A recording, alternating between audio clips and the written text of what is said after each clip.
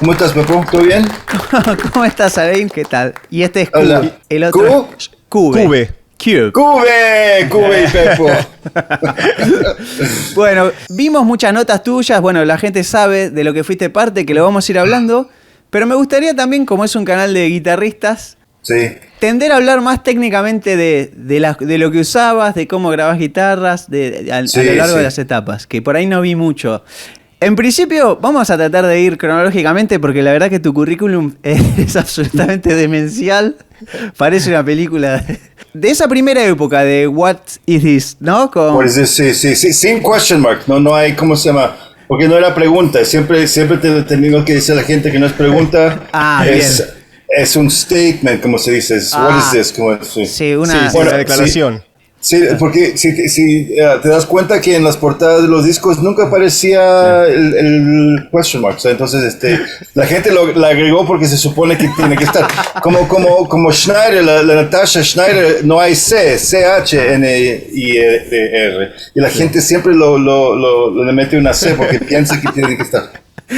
Sí, what is this? Esa fue una época del principio, o sea, me acuerdo muy bien de lo que estábamos usando. A ver, pregúntame, sí. Sí, bueno, la gente sabe que ahí estuvo, bueno, disculpa mi inglés que es tristísimo, pero estuvo Flea, Slovak, Jack Irons, por etapas, una cueva de cultivo de una era que para nosotros también es glorioso.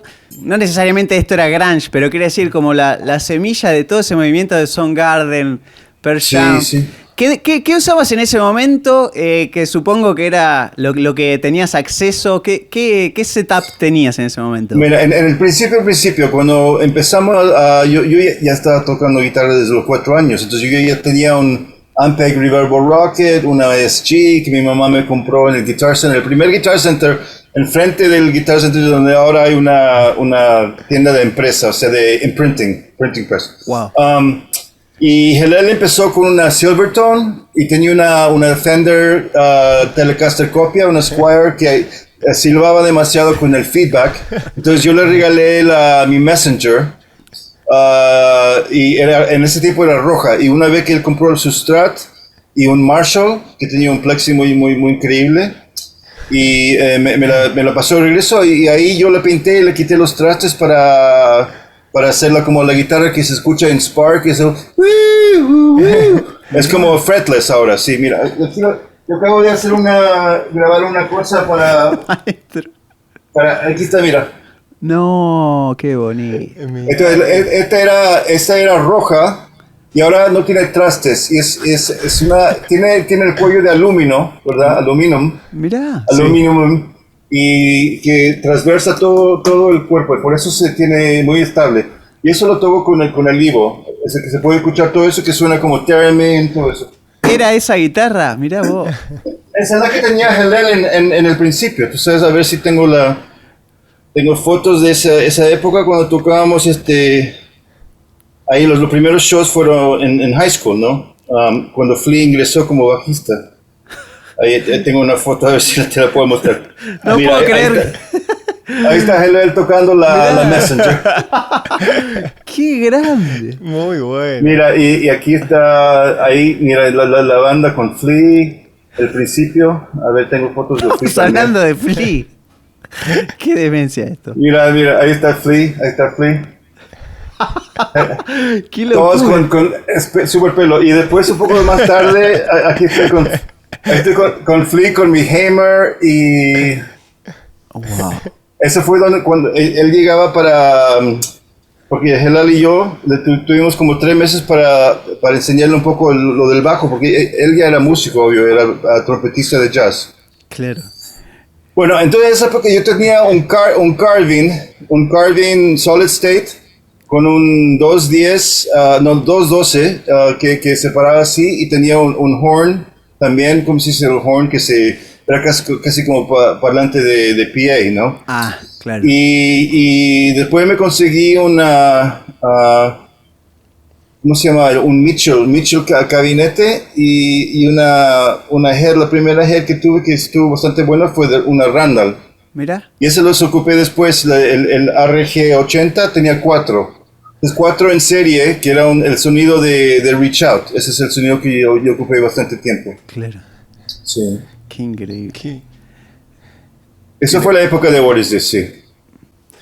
Y ahí, digamos, hay unos cambios de formación, idas y vueltas de integrantes, hasta que pasás por un dúo con Natalia, hasta llegar a Eleven, que bueno, que no sé, otra banda impresionante. Estás muy adelantado. Sí, mire, lo que pasó, ahí estábamos, era Anthem, que acabo de editar un par de demos que encontré que tengo más. Y Flea, ahí todos fuimos a ver a Fear, la banda de punk. Entonces Flea estaba se emocionó tanto de esa banda que escuchó que estaban buscando bajista y él dejó la banda. Y hubo un periodo, eso fue antes de los Chili Peppers. Y se puso como el bajista de Fear. Y Hillel no le habló casi 8 meses porque estuvo se molestó tanto de eso. Pero mientras tanto, Flea y Anthony se mudaron juntos porque Anthony era nuestro amigo en high school, que él estaba más interesado en esa época en drama. Actor, entonces, ¿no? Claro. Actor, entonces está en todas las obras de estudiantes y todo eso. Y bueno, obvio su papá Blackie también protagonista así de actor de character actor se dice. Y bueno, y ahí tenemos otro bajista, se llama Hans, y después ellos formaron los Chili Peppers porque un amigo nuestro que se llama Gary Allen tenía un show, era como performance artist, así muy interesante. Y dijo, ¿por qué no ustedes hacen algo para abrir el show?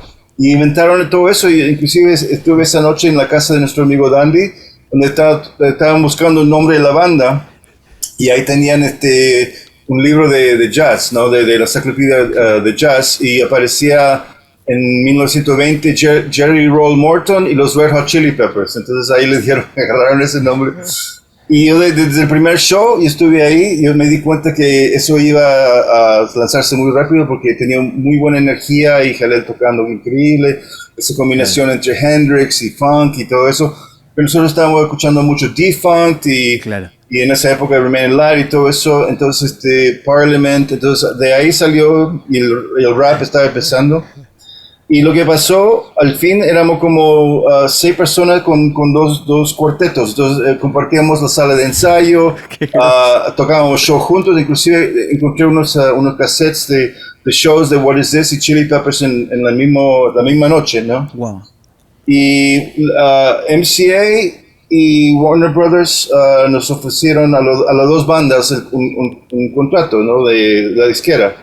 Y Hillel y Jack decidieron de quedarse con What Is This.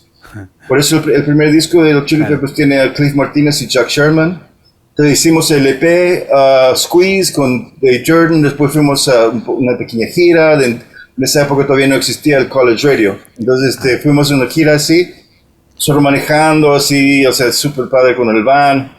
Y después de eso, el disco con Todd Rundgren, la producción de Todd Rundgren, y yo me di cuenta que Hillel estaba como un poco indeciso, él se enfocó mucho en sus temas y grabó eso y después nos dijo que se iba a regresar a los Chili Peppers, ¿no? Y yo ya había conocido a Natasha, entonces una vez que ella ingresó a What Is This y empezamos, inclusive teníamos un guitarrista, nuestro amigo Rob Hotchkiss, que fue el guitarrista de Train, y está Chris Hutchinson. Esa era una formación más extensa de What Is This, pero durante la grabación el Dave Jordan se fue, se fue por 3 meses, dijo, ¿puedo ir a hacer este disco con Stevie Ray Vaughan? ¡No! Sí, entonces él se va y paró el disco y ahí aprovechó Jack de regresar a los Chili Peppers. Entonces ahí el cuarteto original y después Natasha y yo decidimos de terminar el disco como ya perdimos a Jack. Entonces era muy difícil seguir en eso. Entonces ella y yo terminamos ese disco como Walk the Moon. Y fue por eso la mitad de ese disco tiene drum machine y empezamos a experimentar mucho más con texturas y cosas que uno tiene más libertad cuando no tienes una banda con un sonido específico. Claro. Y con eso hicimos ese disco que tenía Daddy's Coming Home y un sonido bien ochentero. Y después estábamos grabando nuestro segundo disco de Walk the Moon. Ahí falleció Hillel y Jack y yo tuvimos un golpe muy psíquico, muy fuerte, como con Great Nervous Breakdown. Y él se fue de los Chili Peppers y después de un año y medio más o menos de sanar, inclusive él estuvo en una clínica de salud mental y todo eso. Nos juntamos otra vez con Natasha, él y yo, y decidimos de formar Eleven. Eso fue en 89, 90, y ahí empezó la carrera de Eleven. Te escuchaba hace un minuto hablar de las influencias de esa época, pero después pasa algo porque, o no sé cómo las digerís a tus influencias, ¿qué pasa? Que son distintas. En Eleven ya empezás a armar una personalidad al momento de tocar que es muy marcada. Yo ahí ya sé que sos vos, pero por ejemplo me pasa cuando escucho Euphoria Morning de Chris Cornell, cuando escucho Can't Change Me, la intro esa que tienes, por ahí me estoy equivocando, es una suposición, pero yo te escucho a vos ahí. ¿Cómo hay algo árabe, hay algo que tenés que no entiendo qué es, cuál es el origen de algunas frases o algunas cosas que tocas? ¿De dónde, qué escuchabas? ¿De dónde empieza a venir ese estilo tuyo? Bueno, yo creo que fue... ya desde muy niño me fascinaba Paco de Lucía. Entonces yo he escuchado mucho a Django Reinhardt y Paco de Lucía. Inclusive yo tenía el cassette de Fuente y Caudal. Y eso fue ya en 70, 71, y yo tenía una guitarra flamenca, o sea, una clásica flamenca. Y yo soy autodidacta, entonces yo intenté de cómo hacer los toques así, y entre eso y la influencia de la música hindú clásica, y después más tarde nuestro Fateh Ali Khan y todo eso, pero al mismo es la armonía un poco más extensa, pero me gustaba la entrega del rock, me gustaba mucho Jan Ackerman y Jeff Beck y guitarristas que tienen una forma de tocar y el fraseo que es mucho más vocal, que no es tan escalas y cosas así. O sea, obvio que yo era uno de los primeros, te juro que uno de los primeros niños cuando tenía 15 años o 14 años en Bancroft Junior High, que tenía un cassette portátil así de Radio Shack, escuchando a Alan Holdsworth en 76, cuando te estaba sacando Gonga Sus o Gianluca Ponti o Tony Williams Lifetime, porque ya me estaba fascinando Alan Holdsworth, y como me encantaba tanto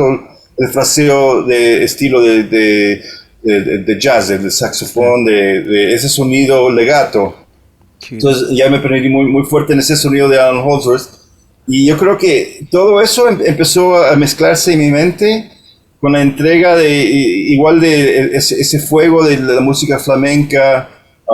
También, obvio que yo crecí en Europa desde niño, después en México, en el distrito en DF, 6 años, y tenía mucho acceso a varias diferentes músicas de todo el mundo. Los amigos de mi mamá eran medio hippies, entonces ellos tenían Ravi Shankar, y de repente música clásica como Prokofiev, y Stravinsky, y Stockhausen, y me encantaba Henry Cow y Fred Frith. Entonces yo escuchaba de todo. Yo creo que lo más importante en mi vida no ha sido cuánto tocaba la guitarra, pero más lo que he escuchado, las horas diarias de escuchar música de todo el mundo y buscando esa thread, como dice, esa conexión que tiene toda la música. Para mí se puede, especialmente debajo del ¿cómo se dice? El paraguas, de umbrella del concepto de rock, uno puede tener tanta libertad en traer esas influencias sin que de repente te saca de onda de lo que se supone es el estilo. Sí. Qué increíble. Yo sé que dije que vamos a hablar de guitarras y así va a ser, pero no sé si sos consciente de que sos uno de los grandes cantantes de la historia de la humanidad. Es algo... No. Sí. Yo no pienso en eso, es solo una extensión de ser músico. O sea, inclusive Natasha y yo siempre peleando quién iba a cantar la canción, porque los dos no queríamos cantar. Entonces decidimos de los dos intentar de cantar la canción, y ahí era más o menos obvio que la textura, la voz de de la persona que le conviene o se supone que tiene que cantar la canción. Pero obvio, porque cuando estás alrededor de Chris Cornell o Mark Lanigan, o sea, no te vas a pensar que te puedes cantar para eso. Es como los amigos de Pavarotti que nadie le va a cantar feliz cumpleaños, feliz. Después hay como un salto a nivel audio y yo en un momento te vuelvo a descubrir con Spark, que hoy hablábamos, y después te veo en esas anti-quiet sessions con la Cigar Box. Sí. ¿Cómo llegás a ahora, después de lo que me acabas de decir que escuchás, entiendo un poco las influencias musicales de esos discos y entiendo por qué ese disco tiene esos colores. Pero ¿cómo llegás a esa instrumentación, a tocar con esa Cigar Box o hacer ese tipo de sonido? Eso viene, bueno, antes que nada mi amigo luthier Mari Barato, que me construyó la primera, que se puede escuchar, la primera tenía 4 cuerdas, era muy simple y se puede escuchar en Show Me Something. Eso fue la primera, pero yo tenía esa de 8 cuerdas después, 2006 yo creo, y era un instrumento tan portátil que me lo podía llevar en gira. Entonces imagínate que Natasha falleció, Josh tuvo miedo que algo me iba a pasar porque me ocupó de inmediato, de Arctic Monkeys, de Crooked Vultures, Claro. porque él me quería salvar y sabía que la única forma era de hacerlo. Por eso yo tenía esa cigar box conmigo durante la gira de Crooked Vultures. Entonces está afinada en cuartas y en do, y con cuerdas ¿cómo se llama? Octavas en la do y fa, y las otras dos son unison, casi como mandolino, pero ya se puede tocar como guitarra, menos the high two strings, la Sí. alta mi y la si. Entonces, y también tiene, como es de cedro, tiene esa percusión como la guitarra flamenca, entonces te responde así, y la forma que tiene de mezclarse con la voz, o sea, la voz casi como alrededor, es diferente relación armónica y el sonido, la textura que cantando con una acústica, ¿no? Y ahí me di cuenta que, bueno, durante la gira con Crooked Vultures, de repente ahí John Paul Jones siempre tenía su mandolina y como él nunca quiere parar de tocar. Entonces me decía, Alan, yo sé que todo el mundo se va a ir a dormir, pero ¿por qué no quedamos un rato? O sea, él quería que le toque así un fondo para que él pueda hacer solear en el mandolín. Con John Paul Jones. Y horas, y nunca me la pasaba a mí, para que yo todavía, o sea, así, ya, pues déjame tocar yo también. No, yo también. Entonces, y ahí, porque ya tenías la guitarra, la cigar box, entonces ahí empecé a usarla tanto, y de ahí salieron las canciones para Natasha, de Spark.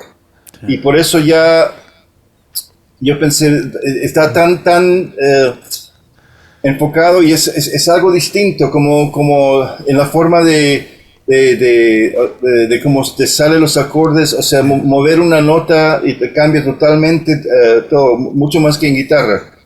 Sí. Entonces, y tiene esa percusión, y tiene esa vibra medio árabe, medio flamenca, medio instrumento latinoamericano, o sea tiene algo que el sonido aporta mucho, o sea, se va hacia los lados, o sea, te puede apoyar si tienes cualquier armonía o disonancia, todo eso. Es un instrumento muy interesante para mí, y me fluía muy bien, y por eso empecé a usarlo.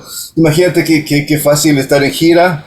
Con Queens of the Stone Age me invitaron a telonear yo con esa, y tengo no solamente esa mochila con el estuche, y ahí apareciendo, y de vez en cuando tocaba acústica también, como Make What Jealous, una corte de 12, pero por eso me encantaba usar esa cigar box. Cada anécdota es mejor que la anterior. ¿Eso es tu hogar, un estudio en tu casa, o estás en un estudio en este momento? No, mira, tengo esto, hace 4 años yo dejé, porque la carga y era demasiado psicológicamente, y era tan caro el alquiler de la casa donde hicimos Euphoria Morning, que de alguna forma tenía que ganar $10,000 al mes. Y obviamente era imposible porque yo de mes a mes no sé lo que está pasando, como todos los músicos, ¿verdad? Entonces mi hermana me dijo, ¿por qué no te mudas con nosotros? Y me dio la mitad del garage.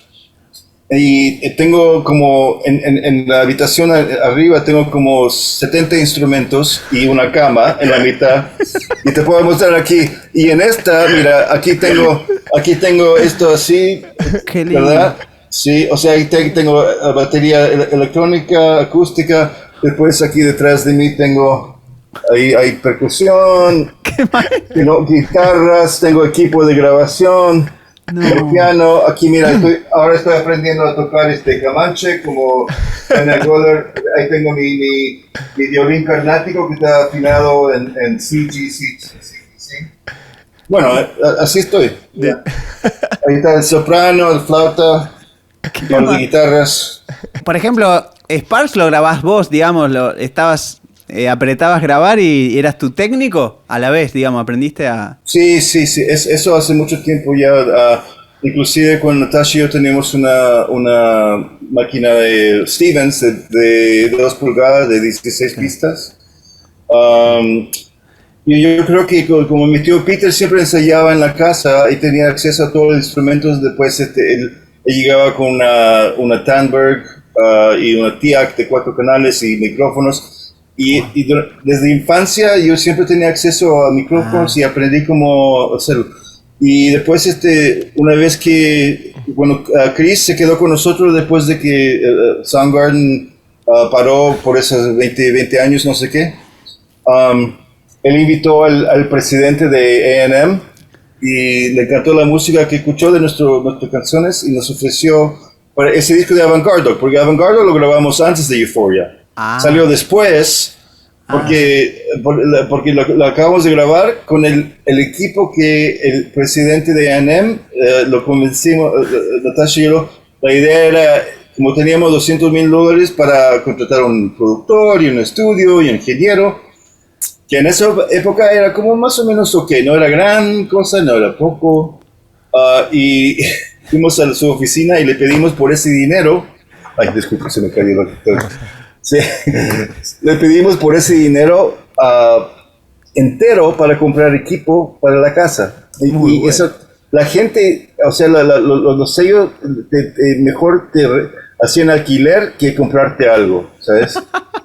Psicológicamente no le gustaba comprar, ya. Y de repente, como era cantante de ópera también, o sea, el presidente de A&M, o sea, oído que tenía Soundgarden y Sting y Sheryl Crow, o sea, un sello muy, muy artist friendly.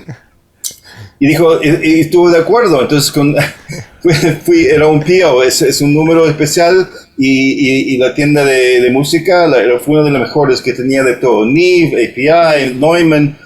Entonces nos compramos $200,000 de equipo y 3 días después, con todas las cajas afuera, oye, no se quiere quedar, todas las cajas afuera, las boxes de cartón, empezamos a grabar Avantgarde Dog. No te y sí, y después A&M nos pidió de que no saliera Avantgarde Dog hasta después del ciclo con Chris, porque así podríamos concentrarnos en no solo grabar el disco, pero ser parte de la banda y esa gira de año y medio después de que salió. Y después, lo malo de eso, que esperamos y A&M desapareció, se absorbió adentro de Universal y salió en 2000 sin nada de promoción ni nada, pero lo bueno de eso es que conocimos a Queens of the Stone Age porque hicimos la gira juntos. Ellos acaban de sacar Rated R y salió Avantgarde Dog. Y hicimos esa corta gira lo conocimos y la amistad, y de ahí empezó Desert Sessions y después fue ser parte de Songs for the Deaf, después todo eso. Qué lindo. Entonces eso fue lo bueno del desastre con Avantgarde Dog. Bueno, bien. Sí. No sé si es una pregunta que se pueda contestar, pero me asombra en Spark los criterios de producción de las partes. Hoy hablabas de ese Evo, que esa marca la entrada del estribillo de Endless Eye, ¿no? Ese es el que aparece. Sí, ese ¿Cómo? No sé si se puede contestar, pero ¿cómo pensás, escuchás la canción una vez que está armada y se te empiezan a cruzar las ideas? ¿Cómo empezás a producir eso vos mismo y armar los momentos con una es que inclusive es como alguien te está haciendo telegrafía, o sea, como existe ya, por ese disco lo grabé en 4 días, inclusive la composición. No. Entonces yo estaba, mi mamá todavía vivía y se mudó con nosotros para la asistencia cuando Natasha ya estaba muy mal con la morfina y todo eso, y después ella también tenía cáncer, entonces yo la estaba cuidando, pero ella me estaba cuidando a mí. Y durante como 3 semanas que estábamos en casa de la gira de Crooked Vultures, yo creo ir a Europa, entre Europa y Australia, aproveché a grabar ese disco y era en 4 días. Y no me acuerdo de mucho porque yo tenía una botella de vodka cada día y sin parar. Y me acuerdo que estaba en un estado medio místico, medio metafísico y conectado con Natasha, casi hablándole. Ella me estaba diciendo, en mi mente, me estaba diciendo, ahora necesitas hacer un coro ruso, así como en acá, y ahora necesita esto, y eso demasiado, y saca esto no funciona. O sea, era un diálogo en mi mente, como era siempre Natasha y yo, durante Euphoria, con Chris, o los discos de Eleven, siempre teníamos una forma de ser casi como un monstruo con 2 cabezas, ¿no? O sea, moviéndonos de una forma muy fluyente. Claro. Entonces, no sé, o sea, era siempre empezando con el primer track, era yo tocando la parte central y después de eso la percusión, sintiendo todo eso, después pensando que esto necesita una... Bueno, y rápidamente haciéndolo, porque fue 4 días enteros para grabar el disco, inclusive... la mezcla. Eso lo hice también en Fragments. Fragments fue 12 días y Hum fue, yo creo que 11 días de total. Pero para Hum no tenía nada, tenía solamente dos partes de las primeras 2 canciones. Y cada noche me imaginaba tocando el disco, ya la información del futuro, y cuál es el tercer tema, ¿no? Entonces, con eso y confiando que algo me iba a llegar, o sea que una transmisión que llegaría y yo ahí presente y grabándola, ¿no? Sí. No puedo creer. Qué increíble.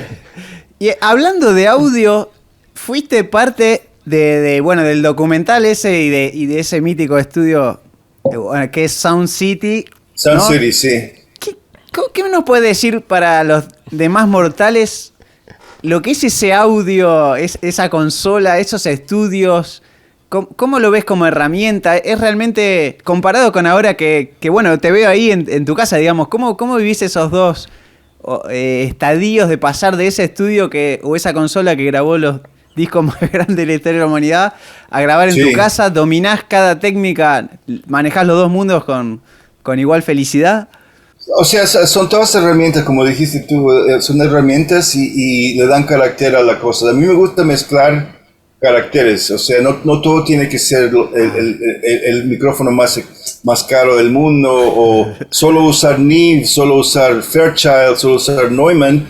Es como te limita en las texturas, o sea, me gusta gustar un viejo, no sé, una audio-técnica simple Dynamic o un Sennheiser, mezclando los sonidos, todo depende. Y también lo más importante es siempre la energía de la música. Y bueno, imagínate, nosotros escuchamos a Django Reinhardt o Art Tatum con un sonido así, ¿no? Y nadie se queja de la fidelidad, ¿verdad? Y está conectado con eso. Me encantó usar esa consola. Pero también hay consolas como esa en Portugal. Yo cuando hice la producción de Dead Combo en Lisboa, en Manouche, tienen el mismo estilo, el mismo año de consola Neve.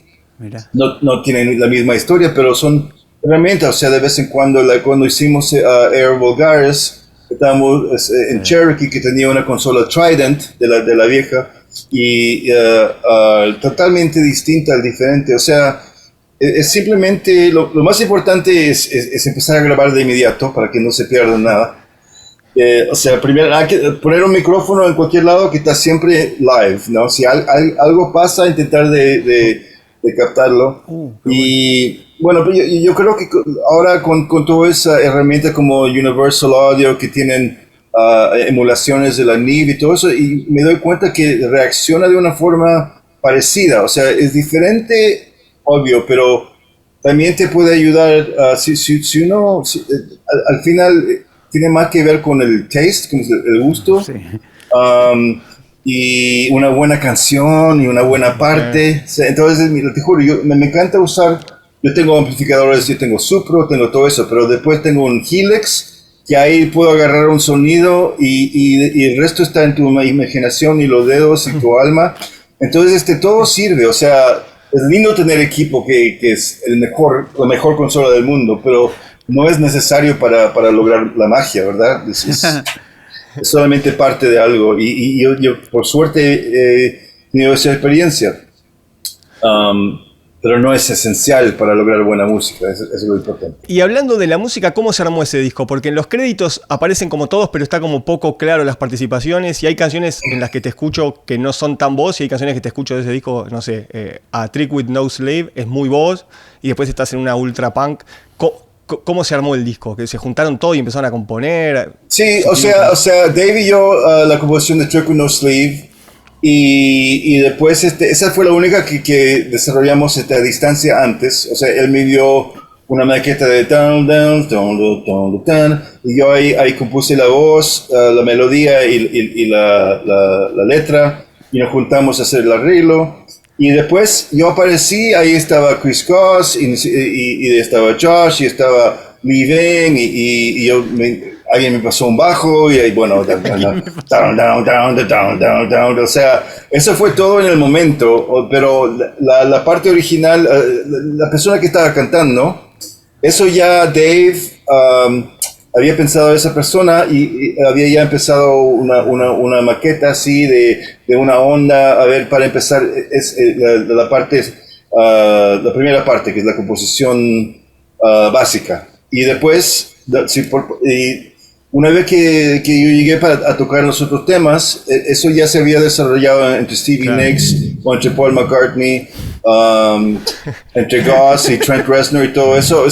La primera parte, sí, fue increíble. Y la gira, desafortunadamente no hubo suficientes shows. Al fin era solamente como 10 o 12 shows, pero era increíble estar en el escenario con Stevie Nicks y olvídate, tocando bajo con Fear, con Masters of Reality, abriendo el show con Eleven, pero es Foo Fighters y tocando canciones de Eleven.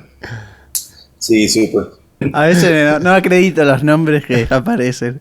¿Vos sentís, bueno, aparte de que lo sientas, digamos, sos parte de un sonido y de una forma de hacer canciones que tiene Cornell, Soundgarden, Queen of the Stone Age? Hay algo ahí en un lenguaje que es de ustedes, digamos, ¿no? ¿Lo sentís así?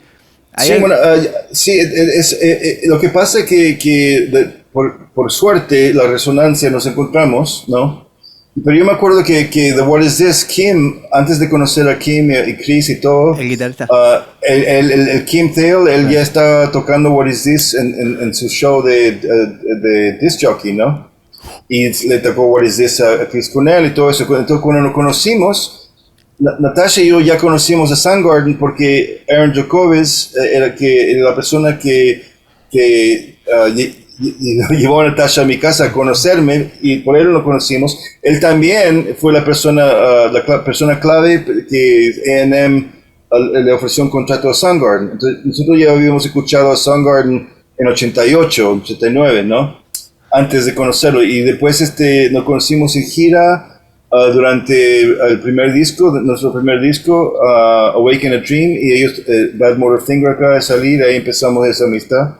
Entonces, esa influencia, porque yo estoy seguro que Black Hole Sun no hubiera existido igualmente si no teníamos esa relación con Soundgarden. O sea, esa como cross polinación, o sea, como casi Y el sonido de 1111, de Reach Out, de ese disco que supo más rockero, que en el principio nuestro primer disco es un poco más R&B, pop, pero también nosotros queríamos, el sonido en vivo era más duro, pero también es como empieza la influencia, igual con Josh. Josh escuchando 11, nosotros escuchando Queens of the Stone Age. Howling Book está grabado al mismo tiempo que Songs for the Deaf, entonces tiene la sonoridad muy parecida. Y eso es lo bueno de todo eso. Y también con Desert Sessions. Entonces es como una comunidad que se inspira. No tanto que se copie, pero se inspira a intentar cosas, a experimentar juntos al mismo tiempo. Y yo creo que por eso aparece casi ese sentido de un movimiento o una entrega similar entre nosotros. Pero obvio, cada uno tiene su propio mundo, pero también es cierto que nosotros cambiamos mucho después de escuchar a Soundgarden y también Soundgarden y especialmente Chris y Natasha fue gran influencia con Chris. Ella hizo todos los arreglos de The 4 Morning, ella tenía mano con él, o sea, él le tocaba la canción y él decía, sí, pero ¿por qué este acorde de nuevo? ¿Por qué no le pones esta nota aquí abajo? Aquí no el control de melodía, y todo eso se puede escuchar en Steel Rain, en When I'm Down, en Can't Change, y ella compuso Pillow of Your Bones.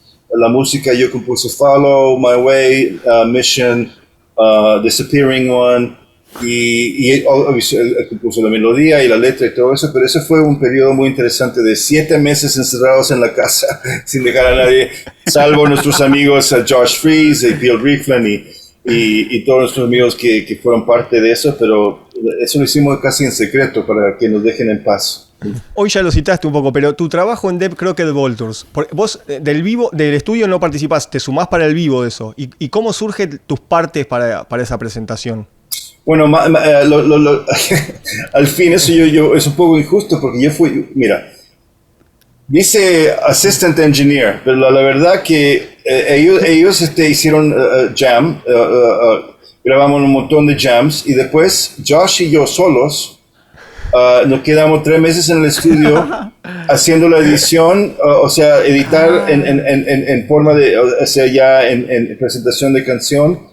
Y Josh, yo estaba, porque él tenía que inventar una forma diferente de Queens, de voz, de todo eso. Yo fui, solamente él y yo como ingeniero y amigo y apoyarlo espiritualmente y mentalmente cuando él frustrado se rompía guitarras, no sé qué, o sea, fue un tiempo bien, porque se tenía que exigir a él mismo de inventar una onda totalmente nueva, o sea, suficientemente diferente de Queens of the Stone Age, ¿no?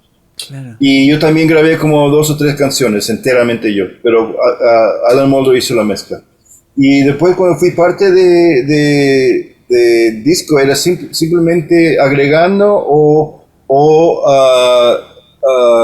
el arreglo demandado, la segunda parte que no se escuchaba, después John Paul Jones me pedía que toque bajo en esta canción, después teclado en esta, después me dieron un solo, yo solo, y se iban todos, y yo creo que aparecí en 2 fotos. Hay 2 fotos donde aparezco yo casi como photobomb. Bueno, es que los managers dijeron, bueno, son 3 personas famosas y Alan Johannes, entonces No. Bien, o sea que, claro, está perfecto.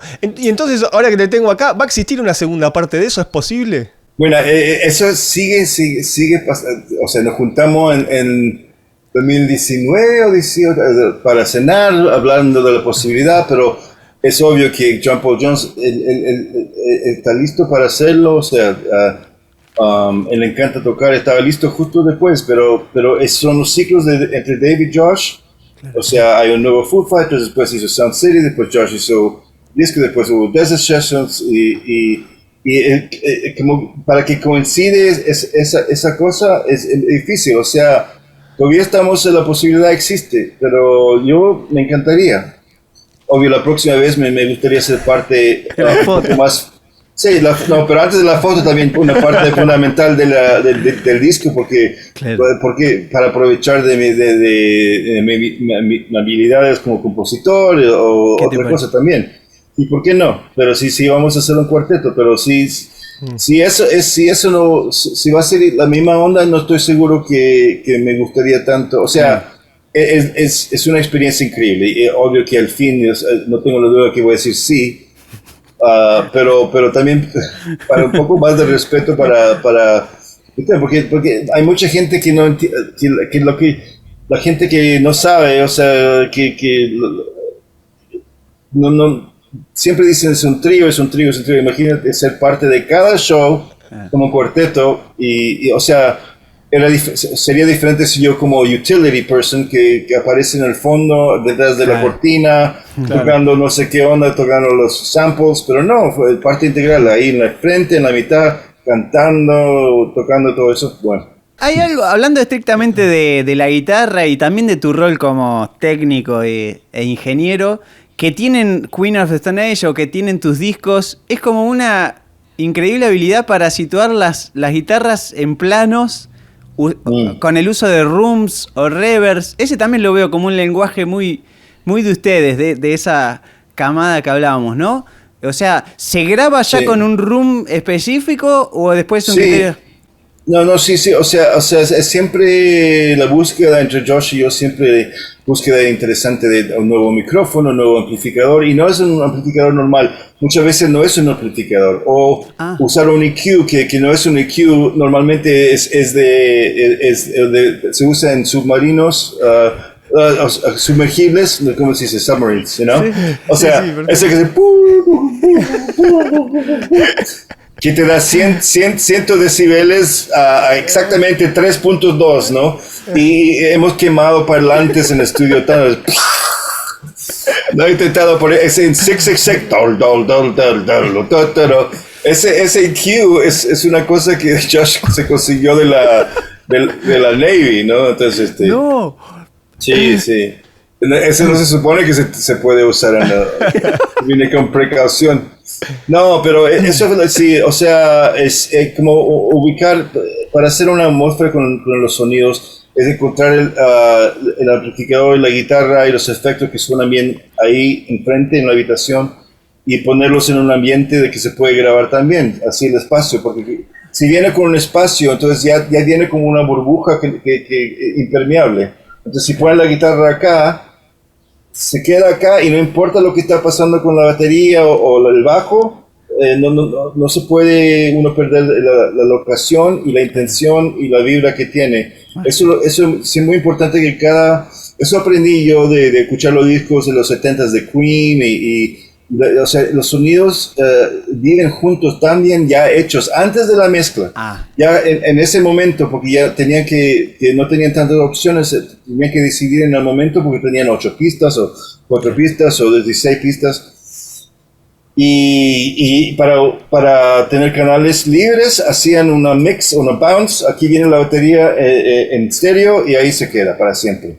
Entonces, esa decisión, sí, ¿no? Escucha el master yo tengo varios masters de Queen y se abre, ahí está la batería en stereo. Sí, no. Entonces, eso fue lo interesante de ser amante de la historia de la música y de las grabaciones. Las grabaciones de jazz me fascinan, la forma en que la batería tiene un espacio tan... Usaban un micrófono simplemente, pero la buena decisión era no solo como cada baterista se mezclaba entre el sí mismo, o sea, el nivel, o sea, ya, y después no era, y de repente se come todo el espacio. Eso es muy importante de exigir también tocando.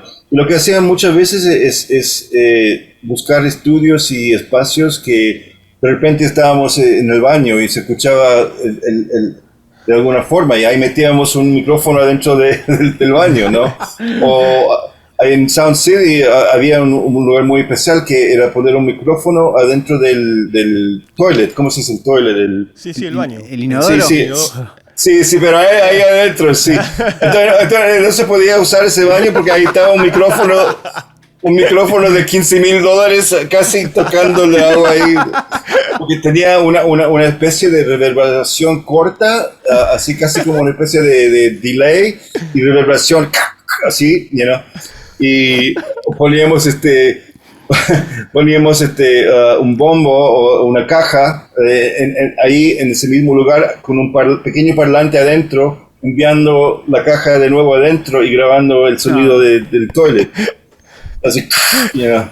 Y una vez lo que hice, le puse doble micrófonos, eso es lo barato, lo dinámico, a toda la batería, y construí una escultura de Pro Junior, de Fenders, ¿verdad? O sea, un pli de guitarra aquí, este es el bombo, esta es la caja, este es el toms, y lo puse en otra habitación, y ahí puse un micrófono estéreo, que es la batería, pero saliendo de amplificadores de guitarra pequeños, posicionados igualmente que la batería original. Era una genialidad. No, pero te juro que suena mucho más interesante que ponerle un SoundZam plugin a la batería. Tiene algo más... sí. Claro. Toda esta experiencia también de sonidos que estás diciendo la veo como... Estuve escuchando tu música para videogames, que de nuevo tiene como muchas texturas. Ahí como que plasmaste un poco eso, ¿no? Hay como sonidos de viola extraños y hay como un montón de... Sí, ese fue el mismo proceso que mucha improvisación, porque teníamos que lograr como 14 horas de música para el juego video.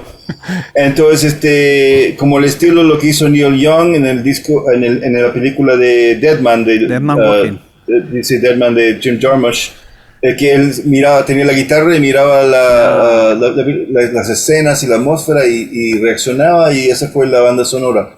Eso lo hicimos aquí. Igual tenemos varias pantallas HD en todos lados con el gameplay de Bolivia en Wildlands y después el Breakpoint. Y también esa fue la mitad yo solo con diferentes instrumentos que tengo y tocando cosas con arcos, y después la segunda parte fue con Nick Oliveri y Joey y Norm tocando los cuatro, y el Breakpoint. Esa segunda parte de improvisación con grupo fue con Alessandro Cortini de Nine Inch Nails y también Norm Block. Y eso, la segunda tuvo que ser mucho más así, electrónica y techno y todo eso. Pero me encanta porque son franceses lo de Ubisoft, y Manu y Gislan les encanta la música y exigen un nivel artístico muy, muy grande para un juego de video.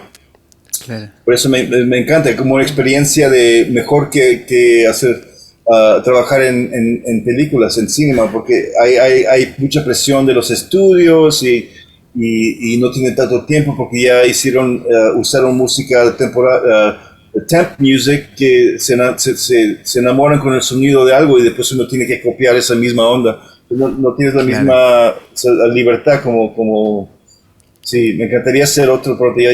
Ya he logrado 2, pero próximo año ojalá otro más, porque es una experiencia muy, muy, muy interesante. Sí. Bueno, Alain, para terminar, ya que veo que tenés unas guitarras, ¿querrías mostrarnos alguna guitarra? Por mostrarnos alguna que te parezca destacable. Sí, a ver, mira, yo tengo tantas acá. A ver. Mira, una, tampoco te quiero molestar tanto. No, todo bien. Déjame ver si llegamos. Sí, no, es que tengo que no. Te la compliqué, perdón. No, todo bien. Es que la verdad que hay tan poco espacio que tengo todo alrededor. Bueno, así que nada, te voy a mostrar mi... A ver si esto se va a ver. Ya. Tengo mi Jazzmaster original que he usado desde What Is This? Mirá. Esta, que tiene... En los 80 le puse Seymour Duncans, y lo que hice, usé los pickup covers de Jazzmaster, los usé como así para hacer mounting, ¿no? Ah. Y esta no se desafina nunca, está todo original, del 62. Qué lindo. Sí. Hermoso. Esta me encanta. Ahora tengo mi Motorrad que Matt Fuqua me construyó, y después Josh empezó a usarlas en Queens. Pero esta me la hizo la primera. Esta es la primera Bel Air. No. Sí, esta es la primera. Mark Fuqua me la construyó en 2002 o 2003, yo creo. y después Josh consiguió la suya y empezaron todos. Esta es la que uso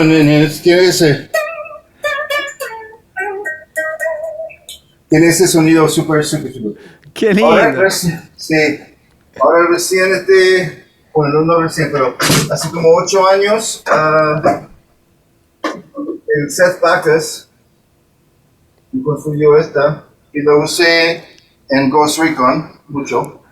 Esta se llama una Nautilus. Y es Seth Backus, es el estudiante directo de Andy Manson, que le construyó esa guitarra de tres cuellos a John Paul Jones, que tiene mandolina y 266. Qué Esta es súper. increíble. Sí. Y una más que tengo acá es mi amigo Bill de Dream Studios, que hizo mi modelo custom. Wow. Me consiguió esta también, es una especie de Jazzmaster. Que es súper buena también.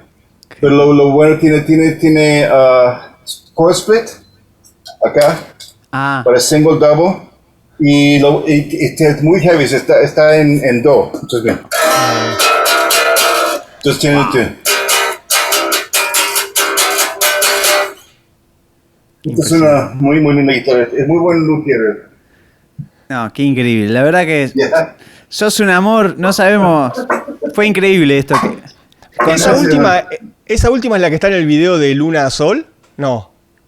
Es muy parecida. Esa la tengo arriba. Mira, aquí tengo la Cigar Box original. Esa la tengo arriba. No me digas que es esa. Esta es. Esa es el... No.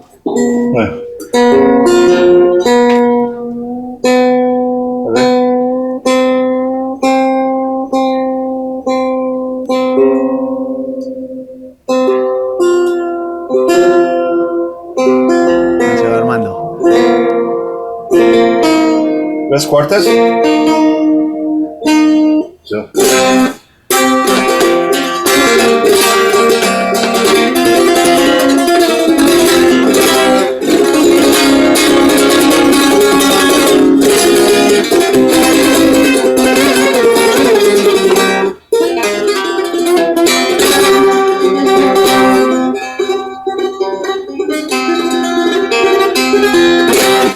Así tiene ese sonido.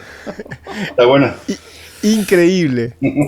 La verdad que no me imagino una entrevista que pudiera haber salido mejor que esto que no. Totalmente de acuerdo. Pasamos por todas las etapas. Infinitas gracias. Muchísimas gracias. Gracias, muchachos. Y no puedo, ya feliz, ojalá el próximo año que podemos hacer gira de nuevo y visitar con el trío o solo.